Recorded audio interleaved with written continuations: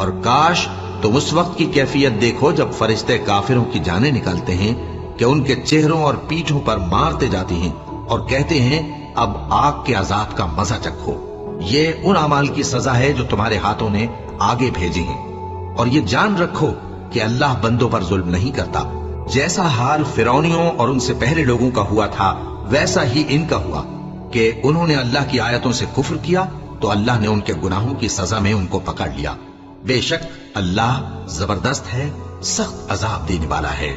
یہ اس لیے کہ جو نعمت اللہ کسی قوم کو دیا کرتا ہے جب تک وہ خود اپنے دلوں کی حالت نہ بدل ڈالیں اللہ اسے نہیں بدلا کرتا، اور اس لیے کہ اللہ سنتا جانتا ہے۔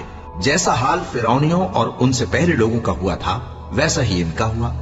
انہوں نے اپنے پروردگار کی آیتوں کو جھٹلایا تو ہم نے ان کو ان کے گناہوں کے سبب ہلاک کر ڈالا اور فرعونیوں کو ڈبو دیا، اور وہ سب ظالم تھے۔